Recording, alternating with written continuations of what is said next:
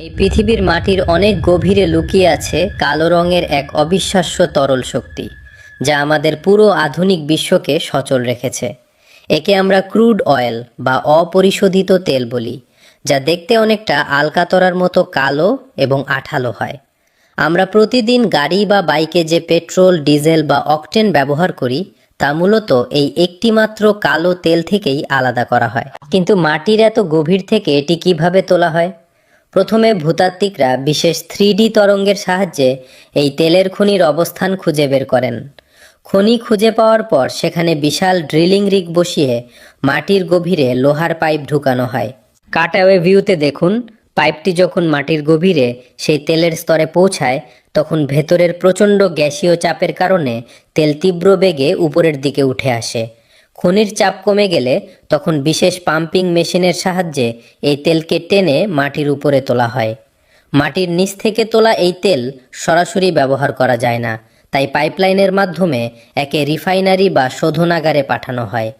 শোধনাগারে একটি বিশাল লম্বা টাওয়ার থাকে, বিজ্ঞানের ভাষায় যাকে ফ্র্যাকশনাল ডিস্টিলেশন কলাম বলা হয়। এই তেলকে আলাদা করার মূল বৈজ্ঞানিক কৌশলটি হলো তাপমাত্রা। কারণ এই তেলের ভেতরের উপাদানগুলো আলাদা আলাদা তাপমাত্রায় ফুটতে শুরু করে। প্রথমে এই অপরিশোধিত তেলটিকে একটি বিশেষ চুল্লিতে প্রায় 400 ডিগ্রি সেলসিয়াস তাপমাত্রায় গরম করে বাষ্পে পরিণত করা হয়। এরপর সেই ফুটন্ত বাষ্প টাওয়ারের একদম নিচ দিয়ে প্রবেশ করানো হয়। 3D থার্মাল ভিউতে দেখুন, টাওয়ারের নিচের দিকটা সবচেয়ে বেশি গরম থাকে এবং উপরের দিকটা ধীরে ধীরে ঠান্ডা হতে থাকে। বাষ্প যখন টাওয়ারের উপরের দিকে উঠতে থাকে, তখন বিভিন্ন তাপমাত্রায় স্তর অনুযায়ী এরা আলাদা হয়ে তরলে পরিণত হয়। টাওয়ারের একদম নিচে সবচেয়ে বেশি তাপমাত্রায় তলানি হিসেবে জমে থাকে বিটুমিন এবং ইঞ্জিন লুব্রিক্যান্ট বা মোবিল। এই জমাট বাঁধা বিটুমিন দিয়েই মূলত আমাদের চলাচলের রাস্তার পিচ ঢালাই করা হয়। এর ঠিক উপরের স্তরে আলাদা হয় ভারী জ্বালানি তেল, যা মূলত বড় বড় জাহাজ বা কারখানার চুল্লিতে ব্যবহৃত হয়। টাওয়ারের আরেকটু উপরে 250 থেকে 350 ডিগ্রি তাপমাত্রার মধ্যে আমরা পাই আমাদের অতি পরিচিত ডিজেল। বাস, ট্রাক, জেনারেটর বা ভারী যানবাহনের শক্তিশালী ইঞ্জিনগুলো মূলত এই ডিজেল পুড়িয়েই শক্তি তৈরি করে। ডিজেলের ঠিক উপরের স্তরে তরল হয় কেরোসিন। এটি তুলনামূলক বেশি পরিশোধিত এবং পরিষ্কার একটি জ্বালানি। আমাদের মাথার উপর দিয়ে উড়ে যাওয়া বিশাল সব জেট প্লেন বা বিমানের ইঞ্জিনে জ্বালানি হিসেবে এই উন্নত মানের কেরোসিনই ব্যবহার করা হয়। টাওয়ারের বেশ উপরের দিকে 40 থেকে 200 ডিগ্রি তাপমাত্রার মাঝে তরল হয় পেট্রোল বা গ্যাসোলিন। আমরা যে অকটেন ব্যবহার করি তা আসলে আলাদা কিছু নয়। এটি পেট্রোলেরই একটি অত্যন্ত পরিশোধিত এবং উচ্চ ক্ষমতা সম্পন্ন রূপ। আমাদের রোজকার ব্যবহৃত প্রাইভেট কার বা বাইকের ইঞ্জিনে এই পেট্রোল বা অকটেন খুব সহজেই শক্তি উৎপাদন করতে পারে। আর টাওয়ারের একদম উপরে সবচেয়ে কম তাপমাত্রায় গ্যাসীয় অবস্থায় পাওয়া যায় এলপিজি বা রান্নার গ্যাস।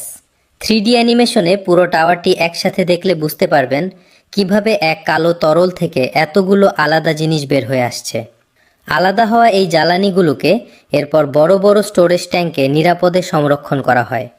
সেখান থেকে বিশাল সব তেলের ট্যাঙ্কারে করে এগুলো পৌঁছে যায় আমাদের আশেপাশের ফিলিং স্টেশন বা পাম্পগুলোতে। পাম্প থেকে সেই জ্বালানি যখন আমাদের গাড়ির তেলের ট্যাঙ্কে প্রবেশ করে, তখন থেকেই শুরু হয় এর আসল কাজ।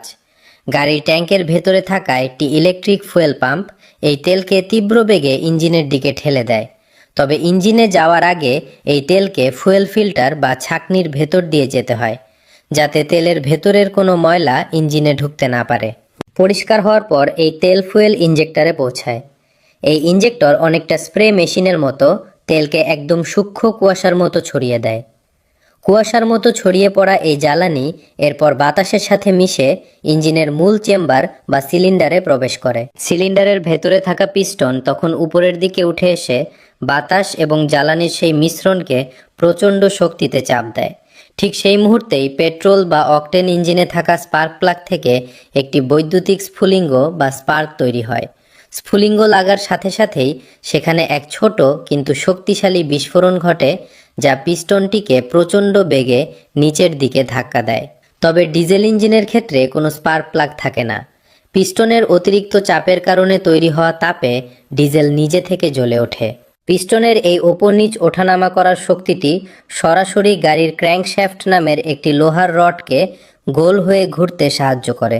3D কাটঅ্যাওয়ে ভিউতে দেখুন, এই ঘোরার শক্তিটি গিয়ার বক্সের ভেতর দিয়ে গিয়ে গাড়ির চাকায় পৌঁছে যায়, আর এভাবেই মাটির নিচের একটি তরল পদার্থ রাসায়নিক শক্তি থেকে যান্ত্রিক শক্তিতে রূপান্তরিত হয়ে আমাদের গাড়িকে সামনের দিকে ছুটিয়ে নিয়ে যায়।